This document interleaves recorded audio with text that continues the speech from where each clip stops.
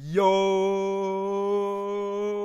what's going on YouTube, and welcome to the Goal Line Hockey Podcast. It's your boy Kevin Forte, and guys, we are taking a look at this week in the world of the NHL, the Goal Line Hockey Podcast. Believe it or not, I do not know what episode this is, so let's take a look real quick. Episode 7. Here at Goal Line Hockey. So guys, make sure to give this podcast a big thumbs up and a subscribe down below. And let's take a look at the latest news around the NHL this week. Guys, the big one. The NHL will be returning in 2021. We have an NHL start date. January 13th will be the beginning of the 2021 NHL season. New division alignments, we'll be taking a look at that here, as well as answering a ton of your guys' questions this past week. It's been pretty big in the feedback chain on the YouTube channel. Tons of comments from you guys, so we'll be taking a look at all of that here. So let's get right into it. So we're going to start things off. January 13th, mark it on your calendar. The NHL season will be returning. Let me say that again. The NHL season in 2021 will begin January 13th, 2021. Yes, guys, it is pretty much a guaranteed fact. The NHL will be back January 13th, and a pretty exciting, situation, because now we are right up on the edge here. We're 2 weeks into December, believe it or not. Jesus, it's been flying by, and this crazy, bizarro, weird year will come to an end. But it looks like we're going to have something quite similar in 2021 as well, at least in the NHL. So, guys, the NHL, as we hear in this article, the NHL is grinding toward another NHL pandemic season. So let's take a look at the rumored division realignment, because we've been talking about this for the past couple of weeks. My first prediction was okay. The second one was all right. But again, Pittsburgh was in the Western Conference, which I thought was quite weird. But now we're looking at the latest layout. And this one hurts one team in particular that is normally in the Central Division, and they happen to be in Missouri. And I believe they're the only team in Missouri. So right there, you could get a pretty good guess at who I think got screwed in this redivision alignment. So, Division number 1. The Northeast Division, in my opinion, the Metro/Atlantic, it's the Northeast Division. You have the Boston Bruins, the Buffalo Sabres, the New Jersey Devils, the New York Islanders, the New York Rangers, the Philadelphia Flyers, the Pittsburgh Penguins, and the Washington Capitals. Pretty much, you got most of the Metropolitan Division, minus really two teams, and then you throw Boston and Buffalo into that mix up in the north. So it makes sense. That's a pretty good division. I'm not really that surprised by that. Now we move into the division number 2, and this is where things get a little bit more interesting. We've got the Carolina Hurricanes, Chicago Blackhawks, the Columbus Blue Jackets, the Detroit Red Wings, who are, I guess you could say, back in the Western Conference, but I think they're going to do away with conferences this year. The Minnesota Wild, the Florida Panthers, the Nashville Predators, and the Tampa Bay Lightning. So the Tampa Bay Lightning and the Chicago Blackhawks will be in the same division, which will be quite interesting. Now, you look at a lot of these teams, guys, this is going to be interesting if this is the top 3 teams or the top 4 teams making the postseason, because you've really got the Tampa Bay Lightning and everybody else. You have the Nashville Predators and the Minnesota Wild, who I think, the Wild are in a rebuild right now. I think the Predators are set for a decline next season, which I just talked about in my recent video. The Florida Panthers, I don't really know where they stand. They lost a lot of talent up front. So is Owen Tippett and, Mikhail Grigorenko, or whatever his name, is that Grigory Denisenko? Is that going to be enough of an addition for the Florida Panthers going into next year? The Red Wings, they're rebuilding. The Blue Jackets, John Tortorella's club, could maybe make an argument next season. The Blackhawks got a lot worse. They probably have the worst goaltending tandem in the NHL. And the Carolina Hurricanes. So I think ideally, if this division lays out kind of like what we saw last season, it will be the Tampa Bay Lightning and the Carolina Hurricanes and pretty much everybody else. Maybe the Columbus Blue Jackets at number 3, and everybody else is kind of either rebuilding upward or downward. So kind of an interesting division there. Now we move on to the third division. You've got the Anaheim Ducks, the Arizona Coyotes, the Colorado Avalanche, the Dallas Stars, the Los Angeles Kings, the San Jose Sharks, and the Vegas Golden Knights. Oh, and the St. Louis Blues. Okay. So, there's something to keep in mind here. So, basically, this is the Pacific Division with a couple of the loner teams in that Central Division. Now, the problem with this division is the Central Time Zone teams get killed. You have the Dallas Stars, the Blues, and that's it. Everybody else is in the Pacific Time Zone.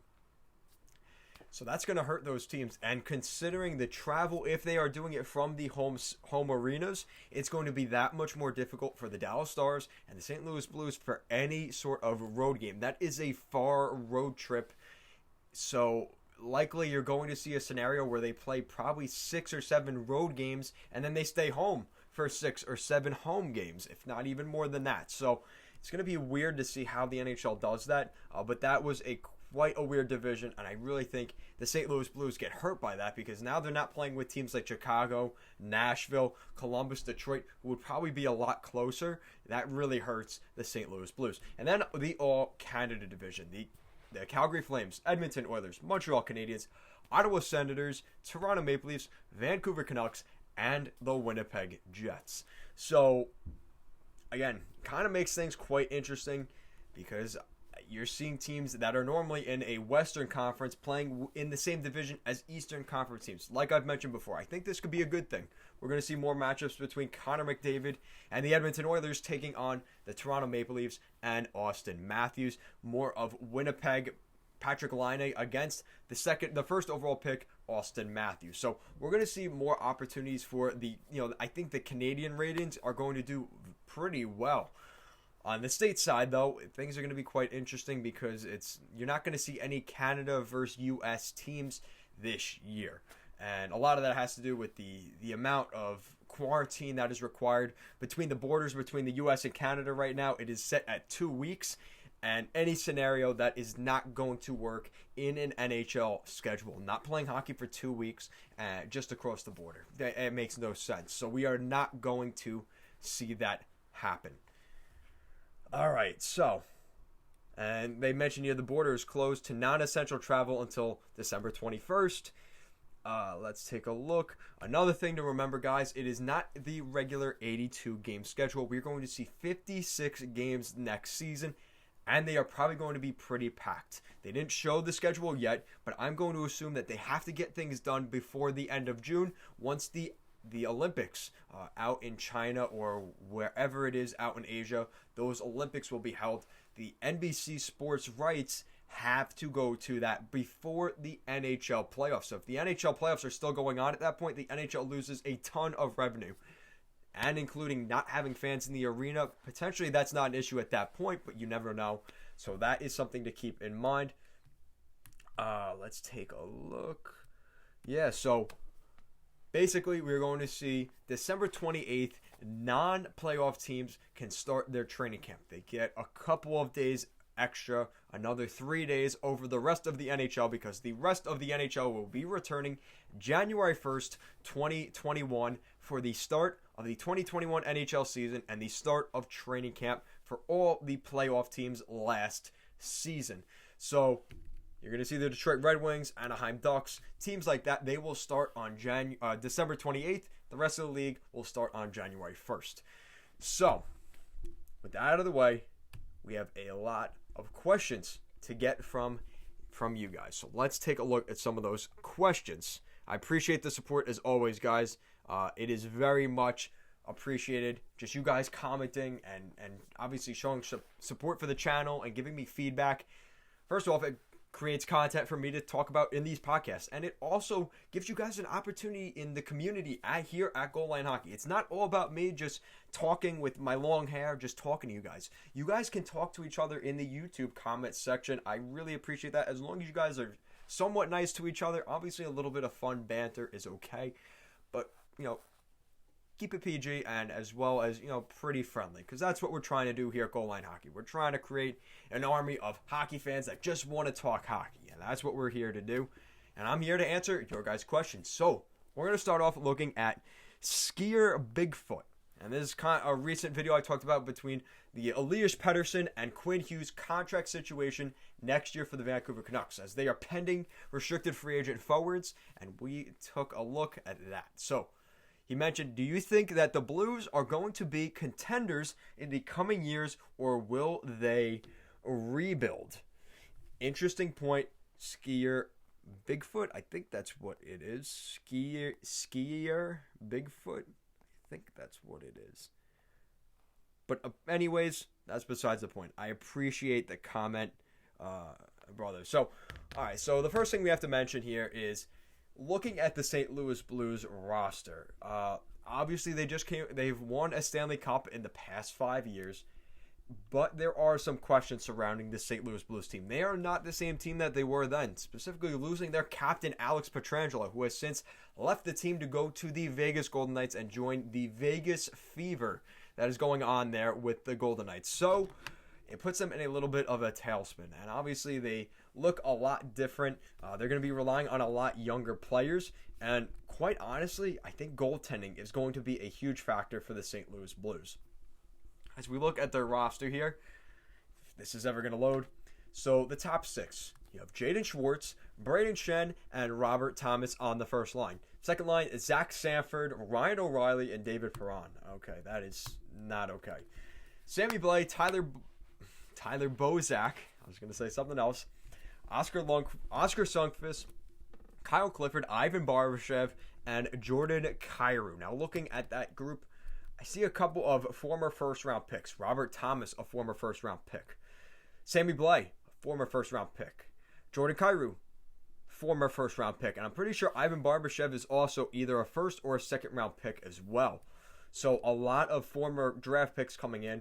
Kyle Clifford coming over from the Maple Leafs. He's going to add some grit to that bottom six, which I think is essential. Tyler Bozak is a good player, despite having a terrible name. Zack Sanford does not belong in the top six. He's played in the Hershey Bears organization, and he's a decent player, but again, he is not a top six forward in my opinion. Robert Thomas is still very young, and you may be saying, well, what about Vladimir Tarasenko? You're right. He is out with an injury. Alexander Steen, again, he's out with an injury on the long-term injured reserve for both of those guys. So those are two pieces to the roster that the Blues desperately, that's a bit of their forward depth taken out right there. And then you look at the blue line, you got Torrey Krug, who they added from the Boston Bruins kind of to replace Alex Pietrangelo, but again, that's a tough piece to lose. Colton Parayko as your top pair. Parayko's a good defenseman. No surprise that this is the top pair. But again, it's good. And you got Marco Scandella and Justin Falk, Vince Dunn and Robert Bortuzzo in the bottom two pairs. And that's just not good enough. It's not going to cut it. Justin Falk was a decent player with the Carolina Hurricanes. Marco Scandella was a scratch pad defenseman for the Buffalo Sabres. Vince Dunn, I think, is a top four pairing defenseman, at least a second pairing defenseman. They have him on the third pair here. And Robert Bortuzzo is getting older. He's not as good as he used to be.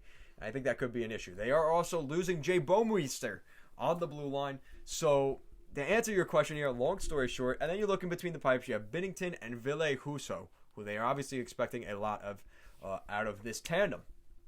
So to answer your question, now we've seen the roster, can this Blues team make the playoffs next season? Or to answer your question, do you think they will begin to rebuild? I don't think they are willing to do that quite yet. I think they still have a chance. Obviously going after, Torrey Krug, they have shown that they are still interested in winning a Stanley Cup.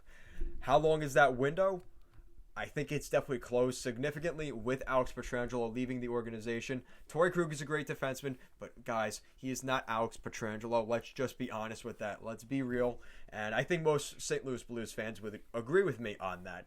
So do you think they should rebuild this season? I think they will regress once again this season. To answer your question, do I think they start the rebuild this year? Is something different. I don't think they will begin rebuilding this year. There's a couple things to keep in mind that some people don't think about in terms of a rebuild, especially right now. You look at the Chicago Blackhawks, they kind of did this. They said, all right, well, we're not going to have fans in the stadium anyway, because what happens is when you rebuild, you're going to make less money. Because most fans are going to say the team's tanking, they suck, and by January they're one of the worst teams in the league and they're already out of a playoff spot like the Detroit Red Wings have been. So, they're a perfect example. So, when there aren't fans in the stadium anyway, it doesn't really matter if you're generating revenue from tickets because there's no tickets to be sold in the first place right now. So, some teams have decided, like the Chicago Blackhawks, we're just going to go fully on the rebuild.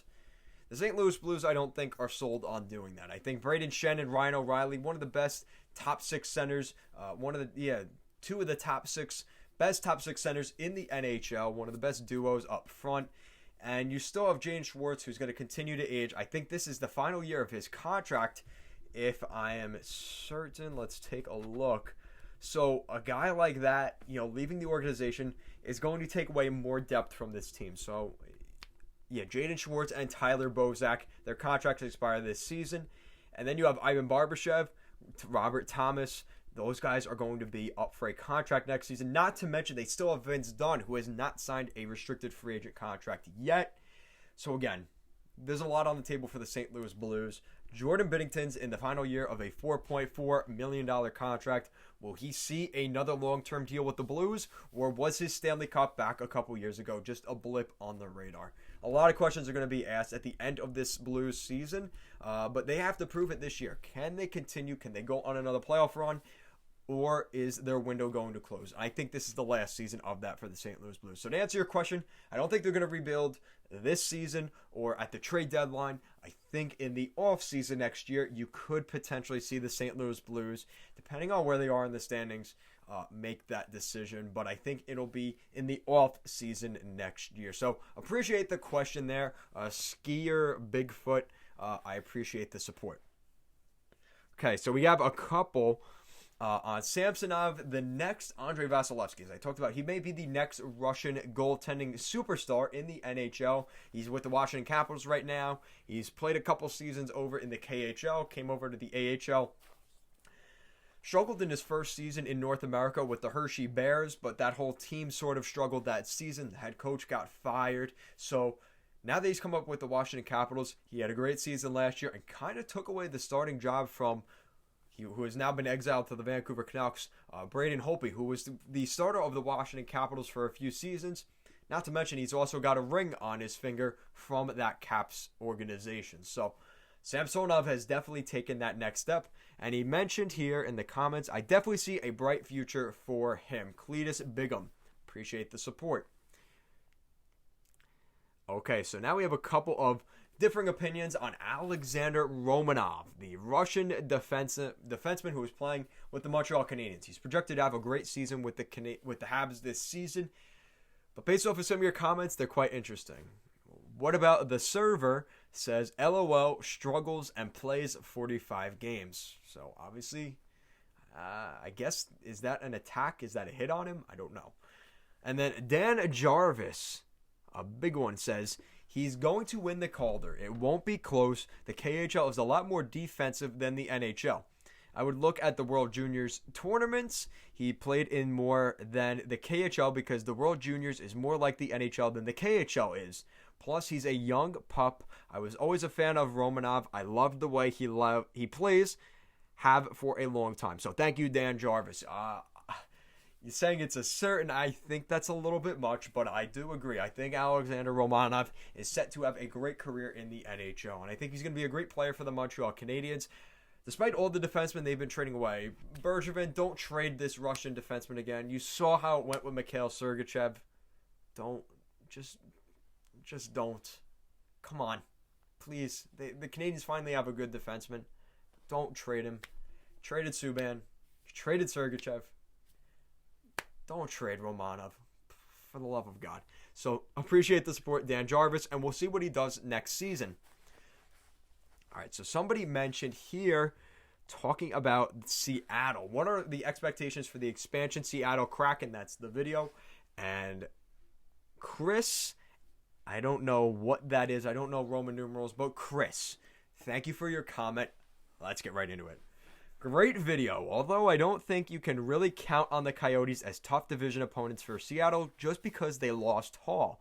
The team is pretty much the same as when they were first in the Pacific before Hall, and his curse went to Arizona. So appreciate that, Chris.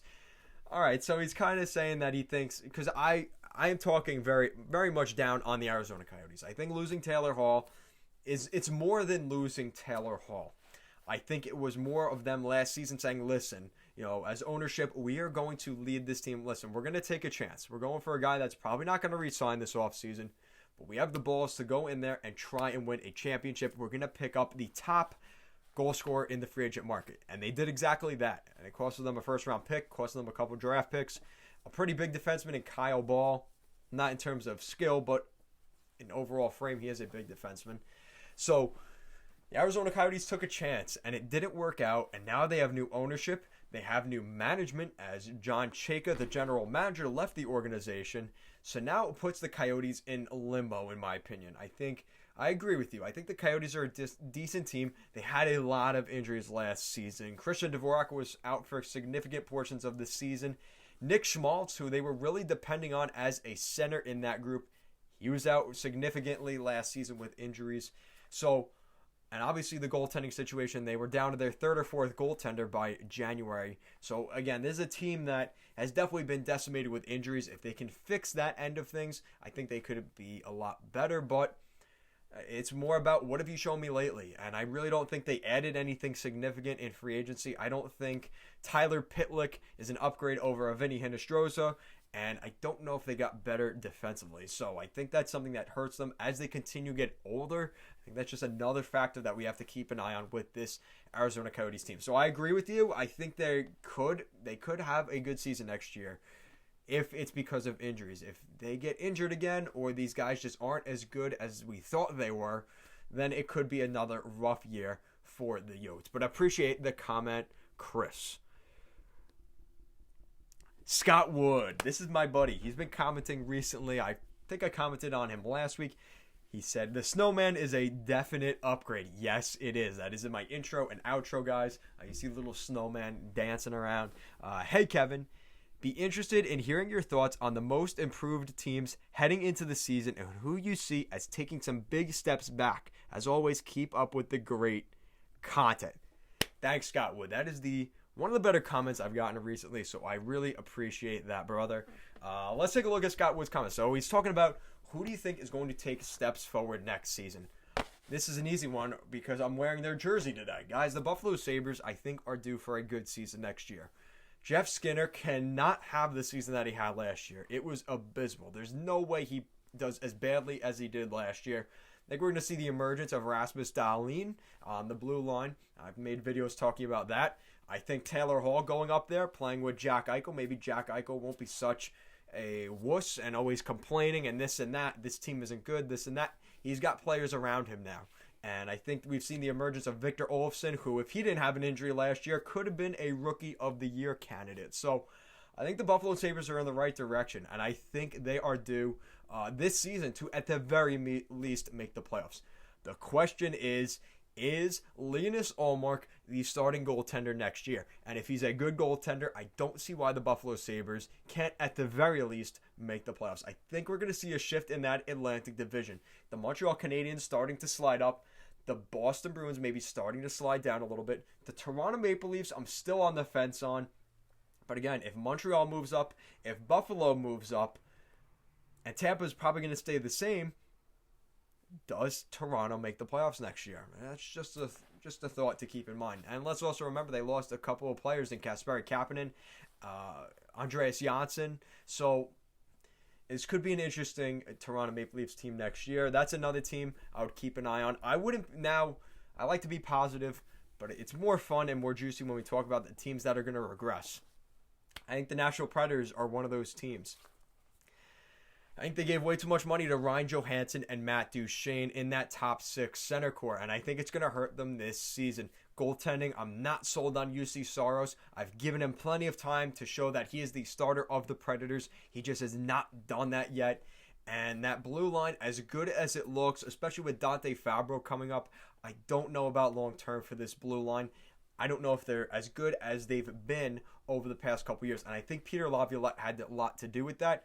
And that's my other big concern. Another season of John Hines as the head coach of this Predators team based off of what he did in New Jersey, I'm really concerned for the Nashville Predators in that regard. I really don't think there's going to be good things there with John Hines. Prove me wrong, but from what I've seen, I'm not a fan of that move by David Poile. Another team that I think could regress this season, and this may surprise some of you, the Pittsburgh Penguins. I think the Pittsburgh Penguins, with all this goaltending carousel nonsense they've been doing over the past couple years, I think it could finally catch up to them this season. And we saw how it affected them in the postseason against the Montreal Canadiens. Tristan Jarry and Casey DeSmith, who have both been playing in Wilkes-Barre of the American Hockey League for the past couple years, been one of the better goaltenders in the AHL. But now that they're in the NHL, the spotlight's on them as Matt Murray has moved on to the Ottawa Senators, and he really wasn't that good either.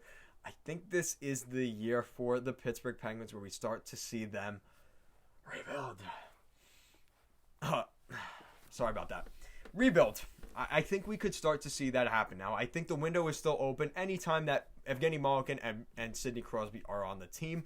But I think starting this season, I think there's going to be issues once again with Chris Letang. He's not getting any younger. Brian Dumoulin, a pretty good defenseman, but again, he's been out with injuries a lot. So this Pittsburgh team, yes, they added Kasperi Kapanen, and he will likely be playing on that top line with Sid the Kid. But even with that, I don't know if it's enough for the Pittsburgh Penguins. I don't like the addition of Michael Matheson to the blue line.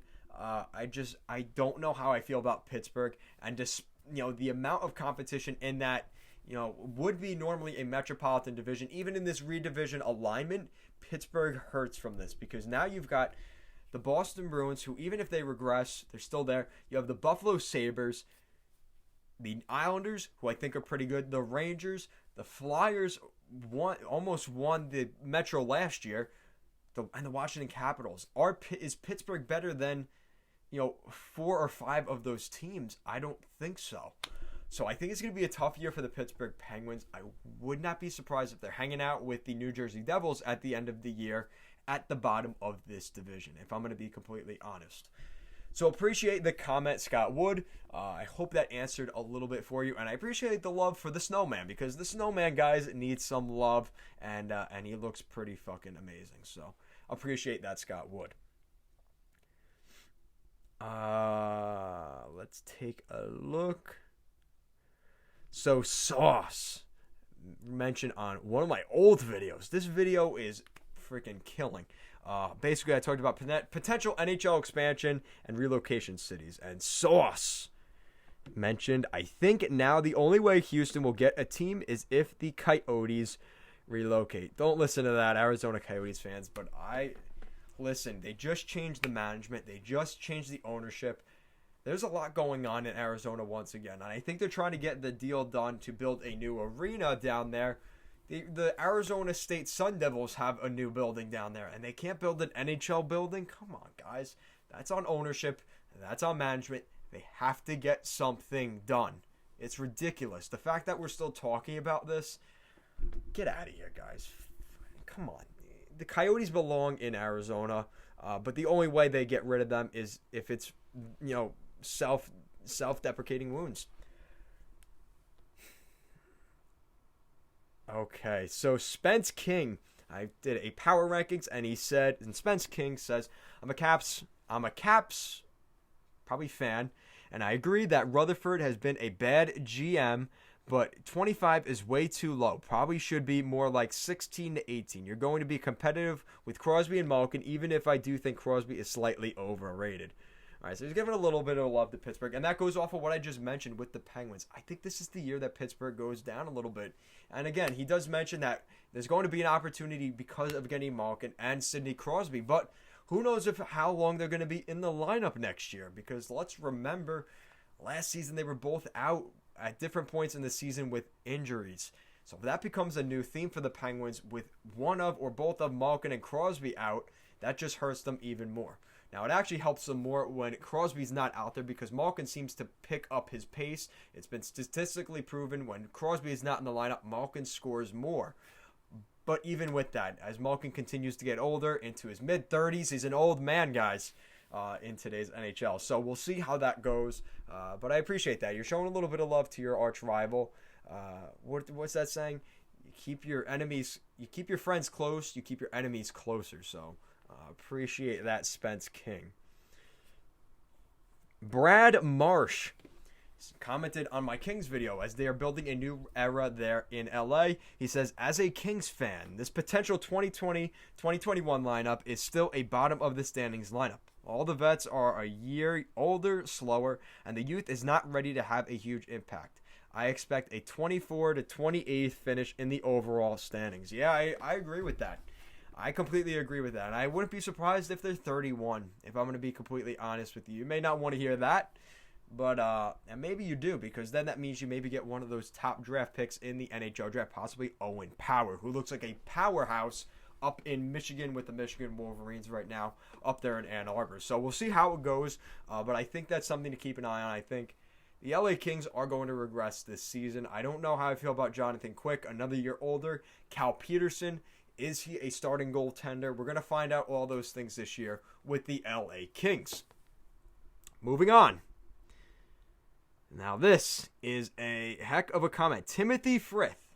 On May 17th, 2021, Eugene Melnyk will sell the Ottawa Senators to a Hartford-based ownership group led by Ben Castonguay, Cliff Asness, and David LaChapelle for $1.25 billion. On May 21st, 2021, a Hartford-based group's deal to purchase the Senators will be finalized on June 1st, 2021, during a press conference at XL Center. A Hartford-based group and the NHL will announce the completion of a deal to purchase the Senators. Whoa. On June 22nd, 2021, the NHL Board of Governors will approve both the deal and relocation of the Senators in a unanimous vote.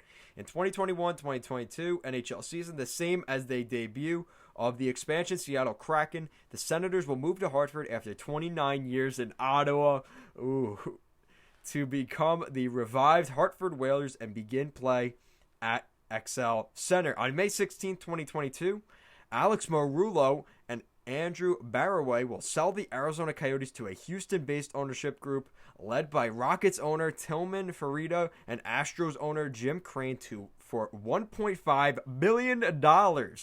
On May 20th, 2022, a Houston-based group's deal to purchase the Coyotes will be finalized. On May 31st, 2022, during a press conference at the Toyota Center, a Houston-based group and the NHL will announce the completion of a deal to purchase the Arizona Coyotes. Whoa. On June 21st, 2022, the NHL Board of Governors will approve both the sale and relocation of the Coyotes. And in the 2022-2023 NHL season, the Coyotes will move to Houston after 26 seasons in the Phoenix area to become the Houston Outlaws and begin play at Toyota Center. Yikes, Timothy Frith, you just put a target on my back for that one. So basically he's saying he thinks that the Ottawa Senators, Eugene Melnyk, will sell the Ottawa Senators to the Hartford new ownership in Hartford, move the team to XL Center, who right now is the home of the Hartford Wolfpack. They're going to need some upgrades to that arena. It's obviously better than the Hartford Whaler Arena back when Pierre Maguire was the head coach back in the 90s, where they were basically playing in a shopping mall. So this is an upgrade to that. They've just recently made upgrades because they wanted to put in a proposal for the New York Islanders ownership, John Ledecky and Scott Malkin, to maybe move the team up there to Hartford. So the city of Hartford has obviously been interested in bringing a team over there. The question is, would Eugene Melnyk sell the Ottawa Senators? And after 29 seasons there in Ottawa, after they finally got a team back there in Ottawa, the team seems like it's finally going in the right direction. Would they be willing to sell them at this point? I don't know about that. And the fact that we could see the Coyotes move to Houston, we've been hearing about those rumors for years. But when there's smoke, there's fire. That's what I always say, because there's always an opportunity. When there's something like that out there, obviously somebody's heard that from somewhere. It did not likely come out of the blue. And this Ottawa Senators thing, listen, I don't think it'll be this season. You're saying in 2021 we're going to have them move to Hartford. I don't think it'll be that soon. I think their focus right now, they're focused on just keeping the freaking game together and just playing games. I think any sort of moving teams, shuffling them around is the least of the NHL's concerns right now. But I appreciate the comment, Timothy Frith, on your potential relocation of some NHL franchises. I appreciate that. All right, guys, it is that time. Oh, no, we got a couple more. couple more for you guys. So who will be the next Minnesota Wild captain? And I love some of your comments here. Justin Mercado, I was thinking Zach Parise. I agree with that. Michael Coelho, he's welcome, brother. I know you're usually commenting here. Parise, no question. This doesn't have anything to do with the subject, but why can't we have goalies as captains? Well, if I'm the Minnesota Wild, I'm not making Cam Talbot the captain, and I'm probably not making the young Finnish guy the captain either. So I'm not sure why you're bringing that up, but the reason this is a Michael Coelho, obviously, I appreciate your support. You're always commenting. I've seen you comment before. I appreciate that, brother. The reason we don't see NHL goaltenders as captains is if you know anything about the NHL sticks very much to the culture, and when there's bad voodoos and things like that out there, this is one of those things. Because back in the day, the Vancouver Canucks, who were a President's-winning team, one of the better teams in the Western Conference back in 2008, 2009, probably till 2011 when they lost to the Boston Bruins in the Stanley Cup Final. Yes, I just brought that up, Vancouver Canucks fans. You're welcome. And they burned the city down. Roberto Luongo was the captain of the team at that point, and a lot of people got a very negative vibe once that happened. It's the same thing as putting an umbrella up in the house. It's the same sort of thing. It's a just bad omen. So NHL teams have stayed away from it. I think the closest we've seen, and the thing is too, a lot of teams are afraid to do that because they just don't see their goaltender as that superstar. I think most recently we've seen Henrik Lundqvist with the New York Rangers would have been the closest to that, or Martin Brodeur when he was at the New Jersey Devils. I think those are the very small outliers. Maybe Carey Price up in Montreal, but again, in a city like Montreal, do you really want to put that much pressure on a goaltender who already has pressure to stop a puck that's going 100 miles per hour at least 20 to 30 times per game? So I think it's just a lot of pressure. You also have to remember with timeouts and stuff like that, usually the captain is leading. And when the captain is out on the ice the whole time, he can't help the young little squirts out there work on their game on the bench and stuff like that. Goalies are a little bit weird. They have weird personalities. The fact that they're stopping a piece of rubber going 100 miles per hour at them, they're a little bit weird. If you play hockey, I'm sure most goaltenders are a little bit weird. I hate to do that to my goalies out there, but I mean, there is something to that. And to be honest, I was a goalie back in the day, so I really can't talk too much. I'm a little bit crazy too. So I appreciate that, Michael Coelho, but I hope that answered your question. We don't see goaltending because of Roberto Luongo being a really bad case of that not working out. And maybe if it worked out really well and the Canucks won 5 straight Stanley Cups, maybe teams would do it more often. But this is a league where everybody's a parrot. And every team that wins a Stanley Cup, when the Washington Capitals won the Stanley Cup, you know what every team that offseason did? They tried to reenact the Washington Capitals. When the Tampa Bay Lightning won the Stanley Cup this year, every team's trying to be like the Tampa Bay Lightning to win the Cup next year. So that's just the way this works. When the Boston Bruins won the Cup back in 2011, everybody tried to make a big, grizzled, brute team, and most of those teams didn't work out. So I appreciate the comment, Michael Coelho. As always, let's move on. And Boggs Productions says, I think it will be Parise, and then Dean Boo. Yes, my buddy, the Nordiques fan. Yeah, Parise and Suter are real leaders, but I think Parise takes the cake. He's more known from Minnesota too. Good video, Kevin. Yes. Thank you there, Dinboo. And now, guys, it is my number one fan. We haven't talked to him since last week, and I think it's time we talk to Ali Dash, baby. Ali Dash, let's take a look at some of his amazing comments this week. All right. Let's take a look at Ali Dash. Ali Dash, yes. Okay, so starting things off, the Granlund signing coming soon video. He says, yo! What's going on, Kevin? It's your boy, Ali Dash.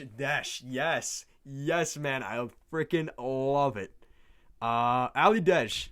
I think Granlund is a very serviceable middle six forward. He's one of those guys that does everything right. He doesn't always dazzle, but he almost never makes mistakes either. I think he's really underrated and could add a lot to any team that signs him.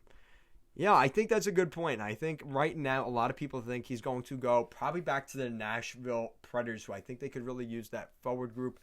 I think the Columbus Blue Jackets could desperately use him, and they may have to pay him a little bit more. But I think they have that ability. As long as they get Pierre-Louis Dubois re-signed, they should be able to bring back Mikael Granlund. But I think they're waiting to figure out the situation with Dubois first. Once they figure out the situation with Dubois, Jarmo Kekalainen may go back and take a look at Granlund if he's still on the table. So appreciate that, Ali Desh. You're my man. And Ali Desh, another comment. Yo, them, breaking out the Hershey jersey. Bold move. #respect. Yes. Yes, we're always wearing the Hershey jersey. I'm wearing the Outdoor Classic beanie right now, just in support of the Hershey Bears and the American Hockey League. Guys, I know it's a tough year for the AHL. If you do want to watch more hockey, they do have an AHL now, which is pretty cool if you want to keep up the latest news on the AHL. I do not have it, especially this year. But if you're a big AHL supporter and you want to support the AHL, that's a great way to do that, is to get that membership. I feel like it's like a brand deal here, but the AHL is not giving me nothing for this, so we'll quit on that. Ali Desh, another comment. It really is a logistical nightmare. I know one thing they've discussed is expanding the 23-player maximum roster rule. Yes, they have. That would help, but not entirely solve the call-up due to injury situation. How about each NHL team is allowed to have 10 AHL players move on loan to an AHL team in their country? Example, the Oilers have up to 10 other AHL players leave Bakersfield and play on loan for any of the AHL teams in Canada. It would be complicated, but it is feasible that each NHL team could have X number of players playing for an AHL team in their respective countries. In fact, this could also help shape a future where Vancouver is no longer having their prospects play all the way in frickin' Utica, New York. That's very true. Maybe this acts as a catalyst to all future NHL AHL partnerships being within the same country to avoid this problem in the future. I don't know. I'm just spitballing here. Thank you, Ali Dush. Yeah, that's a good point, because what we talked about in that video, I talked about the taxi system. Basically, the AHL has a system where the AHL and the NHL have a way of transporting, let's say, a player who is with the Hershey Bears playing in Wilkes-Barre one night has to go down to Washington for the game against the Boston Bruins the next day, let's just say. They can do that.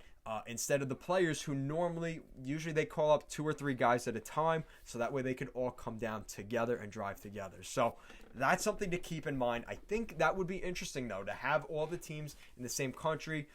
We've seen it become more of a theme where we're seeing teams have the team play in the same arena. The San Jose Sharks and the San Jose Barracuda, we're seeing that become a theme. We're seeing other teams around the league do the same thing.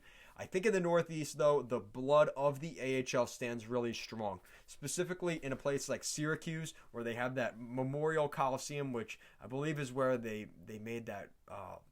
You guys are going to hate me for not knowing this movie, but that movie was made up there.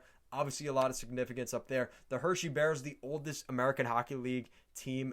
They've been around since the 1800s, something like that. So there's obviously a lot at stake in the AHL, and those bigger markets like Syracuse, like Hershey, like Rochester. There's a lot to be said about that. And then you have some of the building blocks, further south, like Charlotte, who is now going to have a new affiliate. The expansion out west in San Jose, in San Diego having a team, and a new team in Palm Springs, who will be the Seattle Kraken's new team.